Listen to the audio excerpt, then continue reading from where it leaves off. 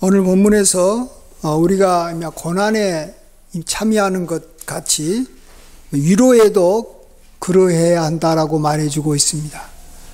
우리가 주님을 위해서 우리가 열심히 살면서 또 그러면서 또 어려움도 우리가 당해야 되듯이 우리가 하나님의 위로에 참여하는 것에 대해서도 우리가 좀 열심을 좀 내야 될 것 같습니다. 우리가 주님의 일을 한다 그러면 참 열심히 일을 합니다. 하려고 합니다. 또 그것으로 인해서 당한 어떤 어려움을 우리가 잘 이렇게 참고 견디려고 합니다. 그런데 우리가 어려움만 참고 견디는 것으로 끝나서는 안 됩니다.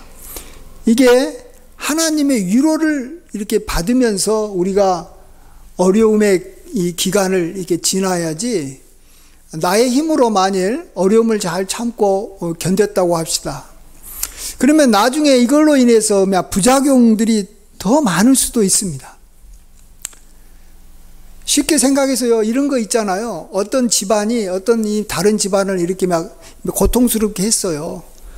그러니까 어떤 한 집안이 그걸로 인해서 굉장히 이렇게 힘들게 사는 거 아닙니까? 그런데 그 집안이 그 어려움과 고통을 잘 참고 견뎌서 결국은 다시 일어났어요. 힘을 얻었어요. 권세를 얻었어요. 그럼 어떻게 합니까? 자기를 그동안 힘들게 했던 그 집안을 자기들이 가서 공격해서 보복합니다. 예. 그러니까 이게 이쪽 집안이 망하지 않고 이렇게 다시 일어났던 것이 다른 집안한테는 큰 재앙으로, 큰 어려움으로 또 다시 돌아오는 거예요. 그래서 이게 어려움을 줬던 사람이 다시 이렇게 보복을 받아서 어려워지고, 또 그 어려움을 또 이렇게 당한 사람은 또 다시 다른 사람을 보복하면서 이게 굉장히 어려워집니다. 우리가 사실은 뭔가 어려움을 당했다, 힘들다 그러면 그 어려움을 이렇게 준 어떤 이 대상이 있는 거예요. 자기가 스스로 자기가 이렇게 잘못해서 당한 어려움들이 있을 겁니다. 그런 것들은 일종의 죄로 인한 고난이라고 그럽니다. 죄로 인한 고난은 사람은 자기가 잘못했기 때문에 그걸로 인해서 고난받은 것 때문에 이렇게 다른 사람을 나중에 이렇게 괴롭히거나 또 이렇게 보복하거나 또 이렇게 화내면서 막 상대방을 힘들게 하지 않습니다. 문제는 뭐냐 그러면, 나는 아무런 잘못을 안 했는데, 나는 그냥 어떻게 보면 더 이렇게 착하게 살려고 했는데, 그냥 억울하게 어떤 일을 당했을 때 그 고난을 우리가 어떻게 처리하냐 하는 것이 굉장히 중요한 문제인 것입니다. 이럴 때 자기 힘으로 그 고난을 참고 견디고 일어나면 나중에 자기를 힘들게 하는 사람을 보복하게 되고, 또 그 보복은 계속해서 이어지는 것입니다. 그럴 때 우리가 이 어려움을 어떻게 잘 감당해야 되겠습니까? 우리도 언젠가 일어나야 됩니다. 그런데 부작용이 없이 우리가 일어나고 그걸 감당하려면 반드시 하나님의 위로와 또 하나님의 보상을 우리가 기대해야 되고, 그 하나님의 보상을 받아서 일어나야 되는 줄 믿습니다. 그러면은 아무런 부작용이 없어요. 예. 우리가 그걸 대표적으로 요셉을 통해서 알 수 있지 않습니까? 요셉이 자기 형에 의해서 억울하게 이 애굽의 노예로 팔려갔습니다. 얼마나 마음에 이렇게 오난이 맺혔겠습니까? 그랬을 때 만약 요셉이 자기가 그곳에서 정말 이렇게 잘해가지고 아주 이렇게 힘쓰고 애쓰고 노력해가지고 다시 애굽의 총리가 됐다고 한번 해봅시다. 그러면은 형들이 우려했던 대로 그 집안에 피바람이 일어나는 것입니다. 가만히 있지 않을 겁니다. 자기가 애굽 총리가 됐으니까 그동안에 괴롭혔던 형들을 다 죽여버릴 겁니다. 막 가족까지도 그냥 다 이렇게 몰살시킬 겁니다. 자, 하나님 입장에서요, 만일 요셉이 그런 사람이 될 것 같으면 하나님께서 그가 애굽 총리가 되도록 허락했겠습니까? 제가 만약 하나님이라면 아무리 억울한 일을 당해도 그가 자기 힘으로 일어나가지고 나중에 형을 보복할 것 같으면 아예 못 일어나게 할 것 같아요. 네. 자기 하나의 그냥 어려움으로 그냥 끝나야지, 그가 다시 일어나가지고 다른 사람을 보복하고 난리가 나면 이게 더 큰 문제가 되거든요. 그런데 참 감사하게도 요셉은 하나님의 위로와 보상을 바라고 실질적으로 경험했습니다. 요셉이 자기 두 아들을 낳을 때마다 이름을 지어줬는데 첫째 아들은 므낫세라는 이름을 지어줬습니다. 그 므낫세의 이름이 이런 의미입니다. 하나님이 내게 모든 고난과 내 아버지의 온 집을 잊어버리게 하셨다. 므낫세가 잊어버린다는 뜻인데 하나님이 나의 고난과 내 아버지의 모든 집, 형들에 대한 원망을 다 잊어버리게 만들어 주셨다. 하나님이 자기를 이렇게 총리로 세우셨다라는 거예요.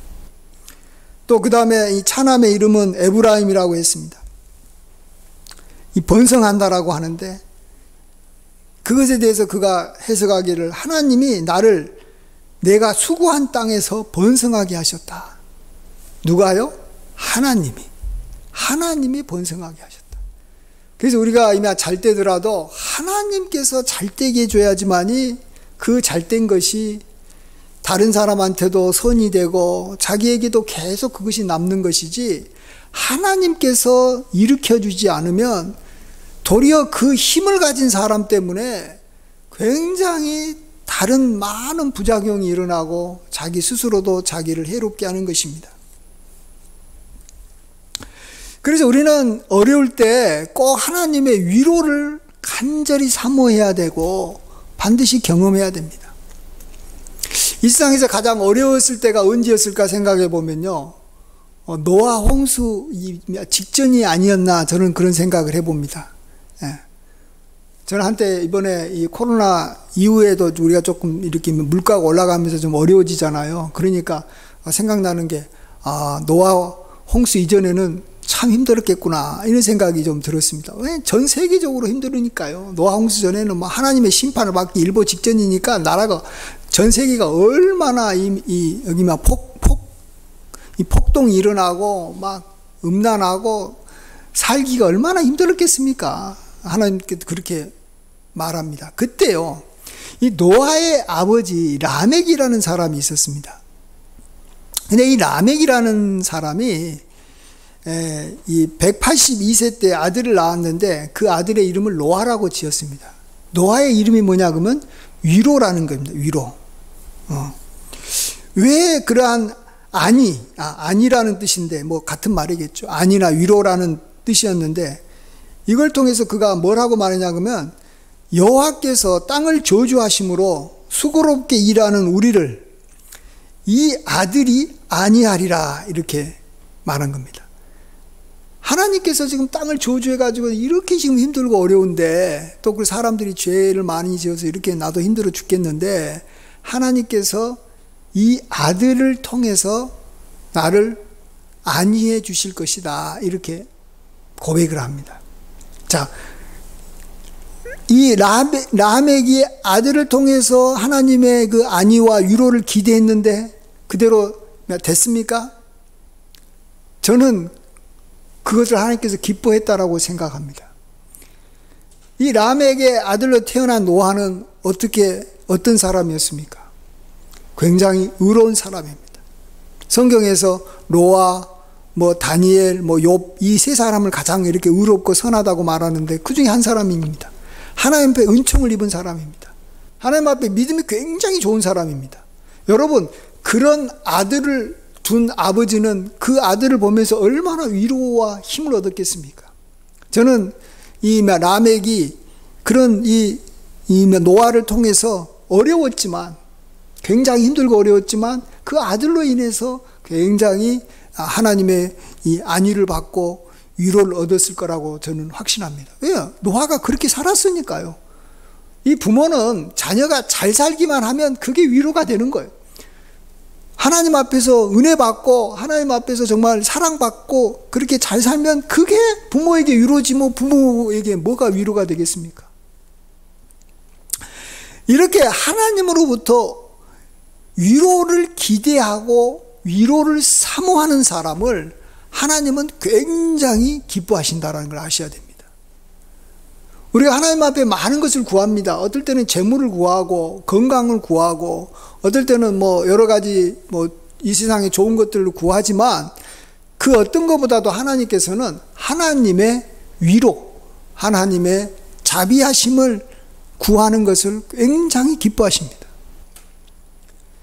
여기 성전에 올라갔던 이 두 사람 중에서 세리는 참 하나님 앞에 죄도 많이 지었고 사람들도 비난하지만 세리가 바리새인보다 의롭다 하면서 내려갔던 이유는 뭐냐 그러면 그가 하나님 앞에 긍휼을 구했기 때문에 그러는 거예요.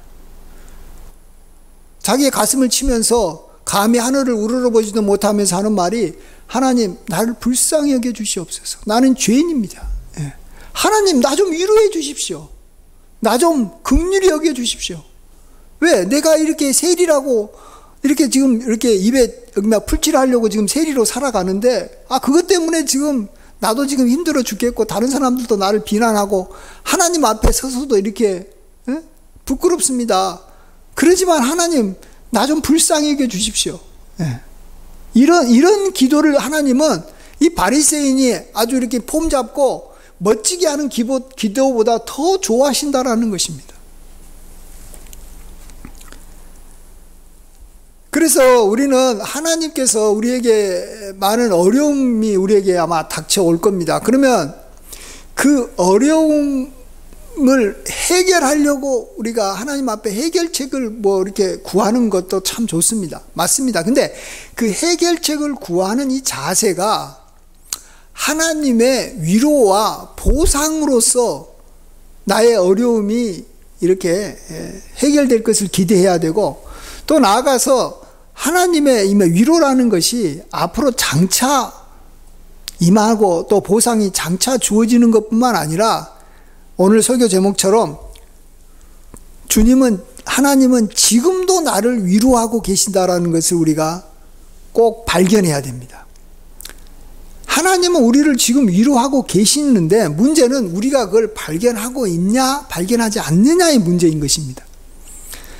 우리 인간도 하물며 인간도 어떤 사람이 넘어져서 피 흘리고 고통스러워하면 인간도 찾아가가지고 주변에 모르는 사람도 찾아가가지고 그를 이마 돌봐주고 상처를 싸매주고 그를 병원으로 데려갑니다.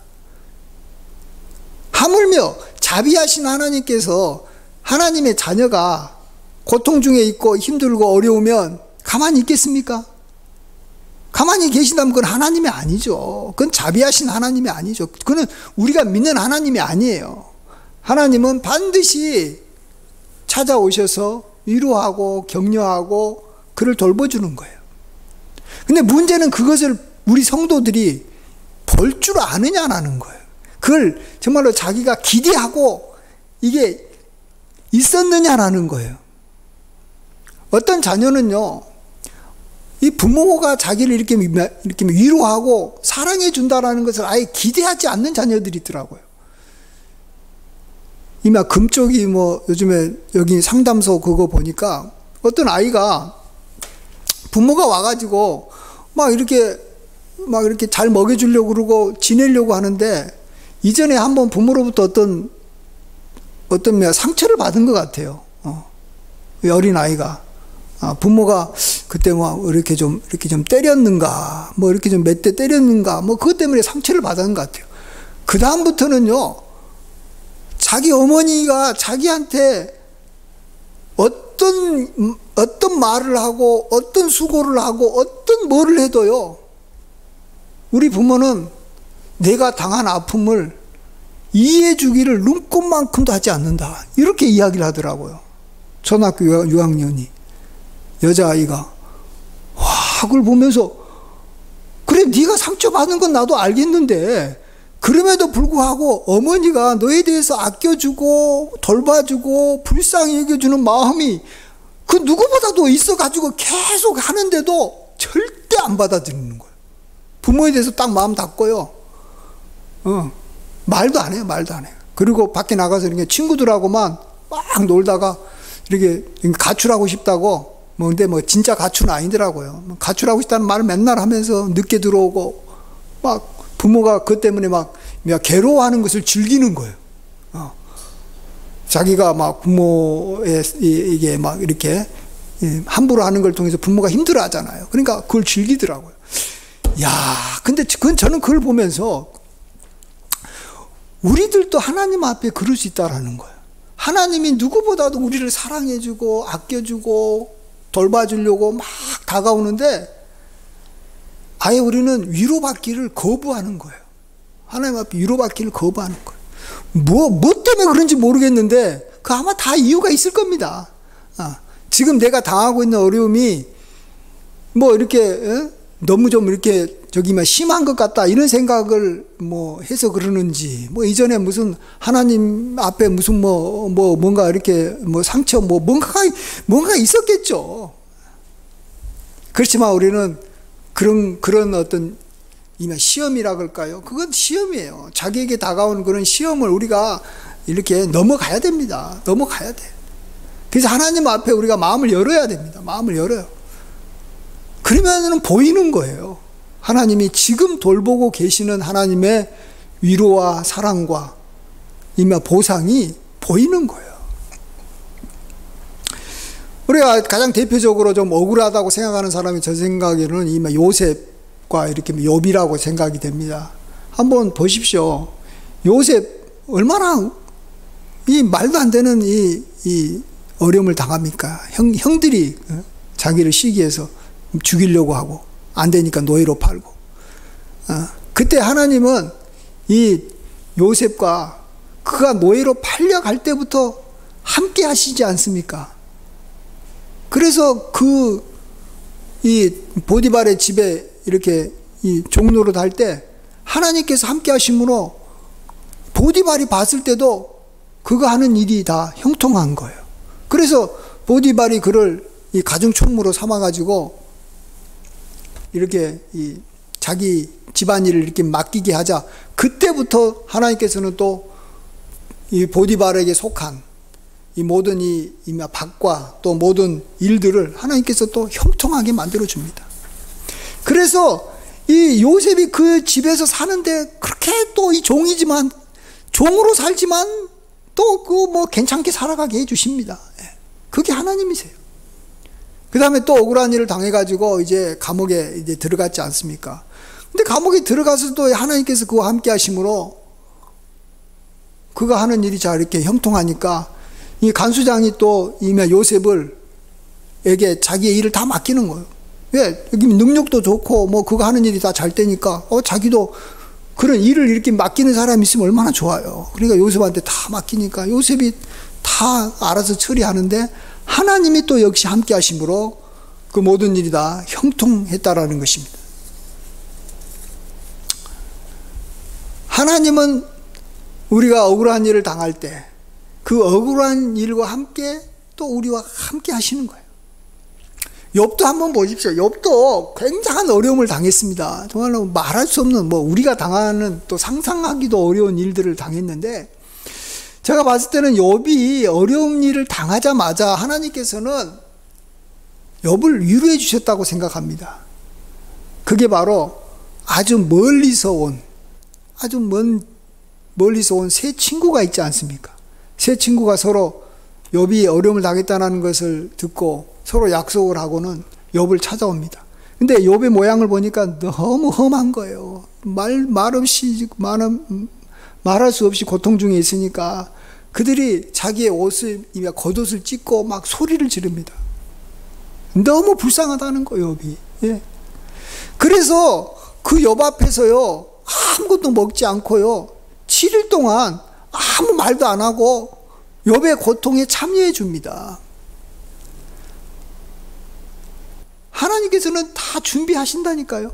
근데 이제 나중에 이게 입이면 문제라고 자꾸 욥의 세 친구들이 욥을 가르치려고 그러고, 또 이미 욥도 이 좋은 마음을 이렇게 잘 받아들이지 않고 또 자기 나름대로 신앙 고백한답시고 이야기하다가 서로 간에 이렇게 갈등이 생겼지 않습니까? 그렇지만은요, 저나 여러분에게 멀리서 이렇게 어려울 때 찾아와가지고, 그래도 그들이 찾아온 목적이 여기 위로하기 위해서 그랬어요. 저기 무난하고 위로하기 위해서. 그런 친구들이 정말로 있어요? 우리는 없어요. 우리에게는 그런 친구 만나면 너무 감사하죠. 이렇게까지 찾아와가지고 아픔을 같이 해주는 친구가 한 명이라도 있으면 얼마나 큰 정말로 하나님의 그러한 사랑을 우리가 느끼겠습니까?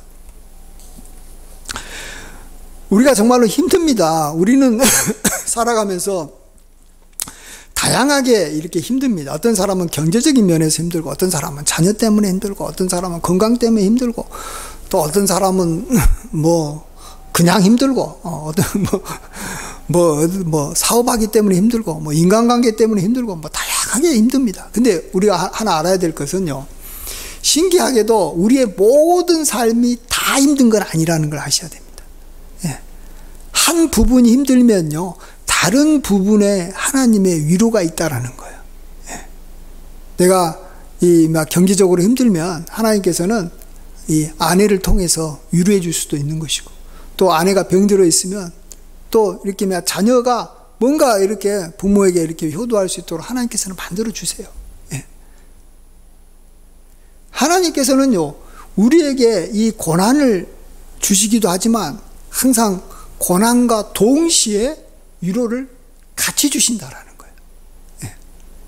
그래서 우리가 하나님의 위로와 보상으로 이것을 참고 견디다 보면 이제 세월이 좀 지나면 언젠가는 나를 괴롭히는 그것이 사라질 날이 온다라는 겁니다. 예. 그러려면은 우리는 반드시 하나님의 위로에 참여하는 자가 되어야 될 줄 믿습니다. 예. 우리가 뭔가 적극적으로 주님을 위해서 뭔가 하려고 하는 그런 마음 이상으로 나는 하나님의 위로를 적극적으로 내가 이렇게 받아서 누려야 되겠다.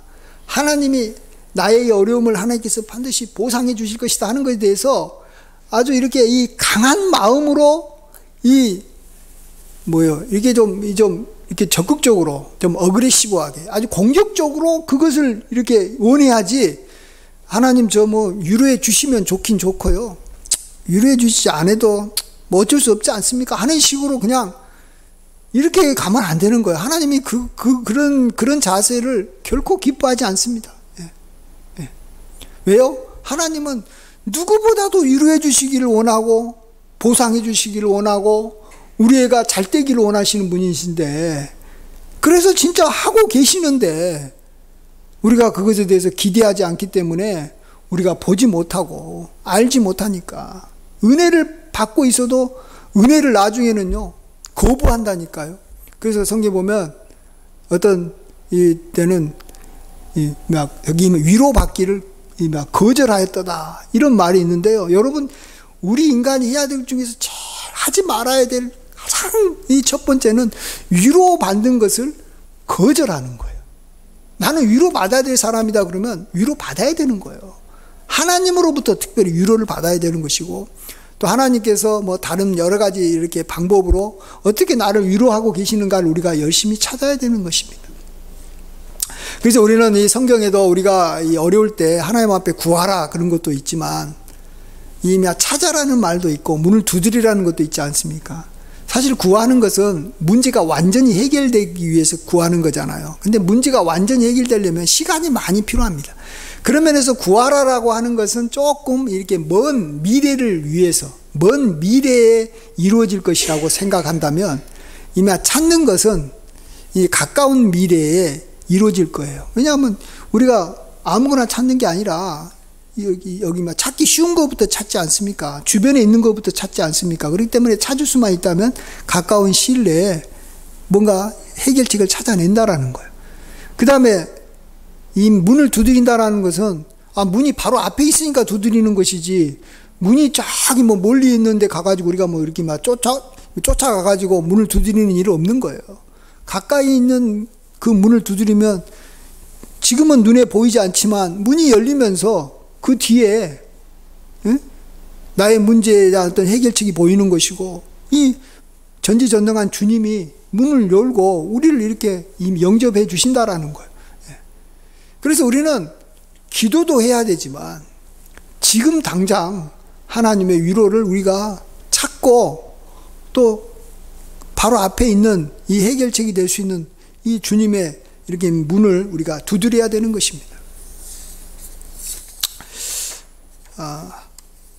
한 아이가 길에 이미 버려졌습니다. 부모가 아마 버린 것 같아요. 얼마나 이 아이 마음이 아프겠습니까? 고통스러운 거예요. 이제 참 어떤 좋으신 분이 그 아이를 이제 데려가가지고 고아원에다 맡겼습니다. 그래서 이제 이 고아원에서 이 아이가 살아가는데, 이 아이도 이제 자기가 아는 거죠. 자기가 버림받았다 생각하니까 뭐 아침부터 저녁까지 울기만 하는 거예요. 예. 먹지도 않고 마시지도 않고 그냥 계속 울기만 하는 거예요. 옆에 있는 이 보모가 이 돌봐주는 여기 막 언니가 그래도 막 어떻게 해서인지 좀 여기 막 재우고 먹이려고 해도 전혀 반응을 안 하는 거예요. 울기만 하는 거예요. 그러니까 그걸 보고 있었던 이 돌봐주는 이 언니도 너무 자기도 힘들고 또 자기도 괴롭고 또 아이도 이렇게 불쌍하고 그러니까 그냥 같이 옆에서 그냥 우는 거예요. 근데 자기 한참 울고 있다 보니까 이 아이가 이제 울음을 일으키면 끝인 거예요. 아이가 자기가 지금 슬픈데 함께 슬퍼해주고 있는 이 언니가 자기 눈에 보이니까 그걸로 위로를 받은 거예요. 우리가요, 우리의 문제도 빨리 해결해 돼야 되겠지만 그것은 조금 시간이 걸려요. 우리가 먼저 발견해야 되는 것은 나의 아픔을 아파하고 있는 하나님, 나의 아픔을 아파하고 있는 이 가족을 우리가 먼저 발견해야 되는 거예요. 그건 발견하면 일단은 자기가 위로를 받기 때문에 사실 문제의 거의 대부분이 해결됐다고 볼 수 있는 거예요. 이걸 발견하지 않고 자꾸 자기의 문제가 완전히 해결될 때까지만 뭐 그냥 기다리고 있다가는 언제 해결됩니까, 그게? 아이가 뭐 부모가 뭐 자기를 버렸는데 다시 부모가 자기를 이렇게 막 찾아와가지고 다시 이렇게 뭐 하겠어요? 또 뭐 예를 들어 뭐 그런다고 해가지고 문제가 다 해결되는 거예요? 그것이 아니에요. 지금 당장 내 아픔을 보면서 함께 아파하는 그런 하나님, 그 하나님의 이 사랑과 자비를 우리가 지금 발견하고 우리가 그 하나님의 그런 위로 안에 우리가 온전히 들어가고 그 안에 임해야 됩니다. 함께 해야 됩니다. 우리가 잘 아는 여기 송명희 시인 아마 아실 거예요. 송명희 시인이 저보다도 나이가 한 살이 많더라고요, 보니까. 그래서 작년에 여기 60이 돼가지고 아직도 살아계시더라고요. 어느 한 이 목사님에게 어떤 자기 어떤 이 마음을 전하는 이렇게 시를 하나 이렇게 전달했는데 그 시가 이렇게 나와 있더라고요. 그 시가 이런 내용이 있습니다. 한번 들어보십시오. 아픈 것도 감사합니다. 아파서 돈에 대한 욕심이 더 없어져 주변을 더 돌아보게 하시니 감사합니다. 병이 길고 깊으면 살고 싶은 생각보다 죽음이 두렵지 않아 감사합니다. 삶에 애착이 없어서 비굴하지 않아 감사합니다. 마음에 세상이 없으니 세상보다 천국을 보고 땅에 연연하기보다 하늘나라 볼 수 있어 감사합니다. 하나님만 의지하고 있습니다.